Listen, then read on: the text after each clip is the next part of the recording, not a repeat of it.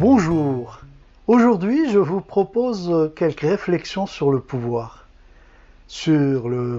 en Algérie, sur le pouvoir politique en général. Alors, qui a le pouvoir en Algérie? L'armée, comme on nous le dit, ou alors Bouteflika? Sinon, qui? Les patrons et Haddad, par exemple? Qui a le pouvoir en Algérie? Les penseurs néocoloniaux, qui, malgré leur indigence, indiquent à nos élites ce qu'elles doivent penser, ces penseurs néocoloniaux nous disent « l'armée commande ». L'armée fait tout. Elle fait les présidents, elle fait les gouvernements, elle fait le résultat des votes. Jugeons-en.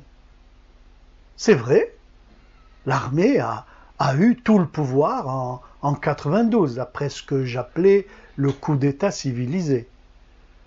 L'armée joue un grand rôle depuis l'indépendance dans l'équation du pouvoir.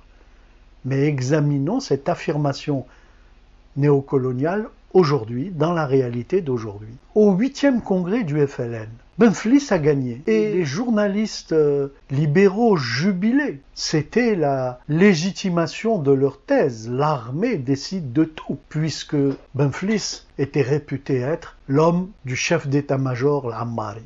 Mais en 2004, aux élections présidentielles, Benflis est largement battu aux élections.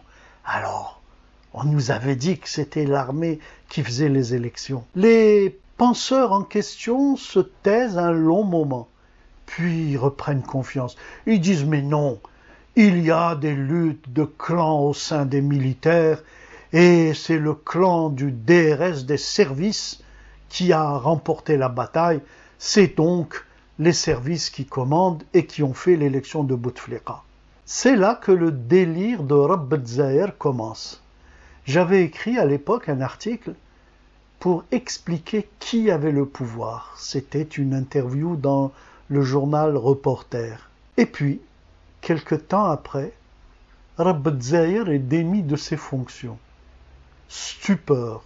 Ils se ressaisissent après un certain temps en nous disant « oui, il y a des luttes de clans dans l'armée, je crois que c'est Gaïd Salah qui contrôle la situation. Finalement, non, ce n'est pas lui. » Et dans un journal d'action psychologique, on titrait « Les chefs de région tiennent les clés de l'élection de 2019 ».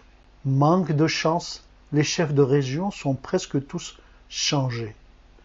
Misère de la pensée néocoloniale. Mais pourquoi ces thèses absurdes et schématiques sont-elles répétées avec tant d'insistance? Quel en est le but? Le but, en fait, c'est de nier la vie politique dans notre pays, de nier les affrontements de classe, de sorte à extraire notre pays et les pays qui nous ressemblent de l'humanité civilisée, démocratique, et nous mettre dans la catégorie des pays à démocratiser. Comme disait Pierre Chollet, en 1830, ils voulaient nous civiliser. Aujourd'hui, ils veulent nous démocratiser.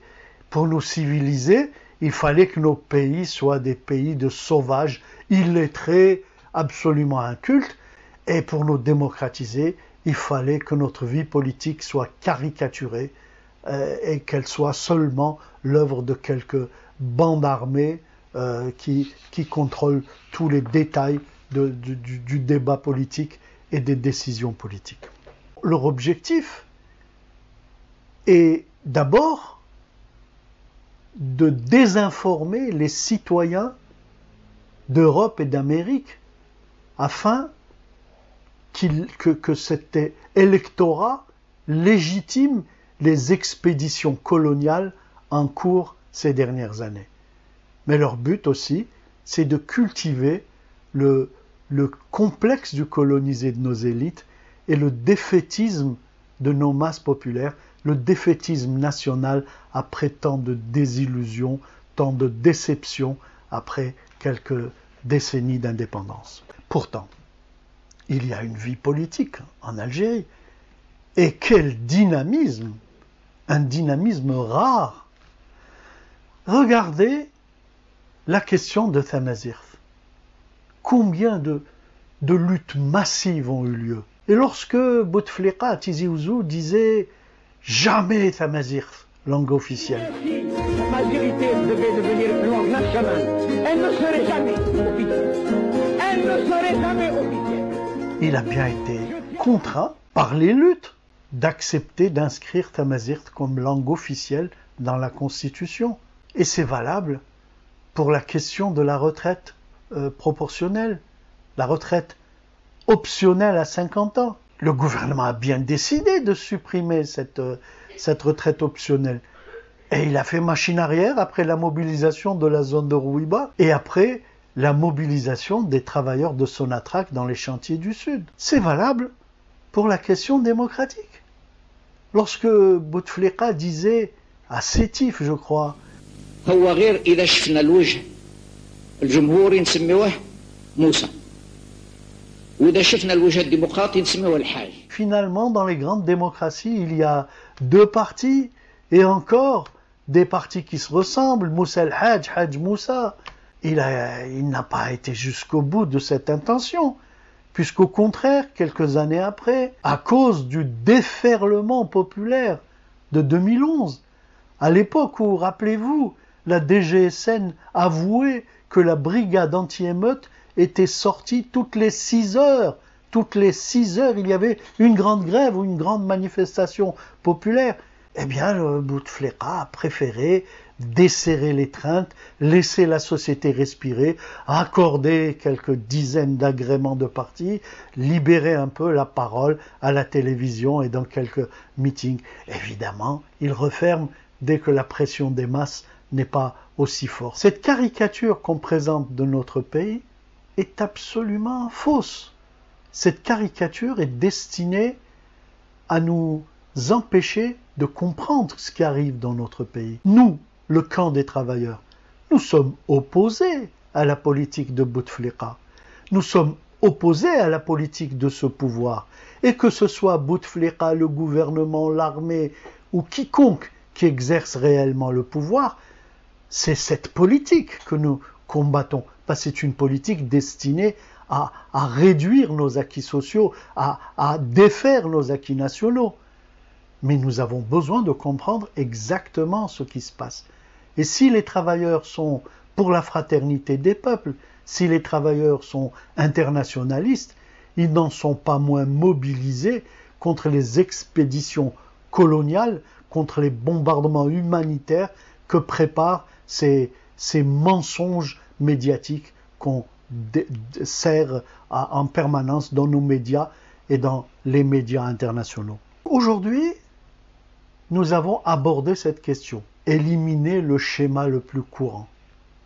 L'armée n'a pas le pouvoir ces dernières années, même si l'armée, depuis l'indépendance, est un élément important de l'équation du pouvoir. Mais le débat doit continuer, précisément. Alors, qui a le pouvoir en Algérie? Et Bouteflika, comment se fait-il qu'il soit au centre du pouvoir? Et Saïd Bouteflika, que vient-il faire là-dedans? Et d'abord, comment se fait-il que ce courant a le pouvoir et le maintient depuis toutes ces années? Comment ça marche? Nous avons besoin de le savoir, parce que pour construire un autre monde, nous avons besoin de bien comprendre comment celui-là fonctionne. La prochaine vidéo continuera la réflexion sur ces sujets et s'efforcera de répondre à la question pourquoi ils ont le pouvoir. Soyez à l'écoute et n'oubliez pas, partagez, abonnez-vous à la chaîne, commentez, participez à la réflexion. Merci.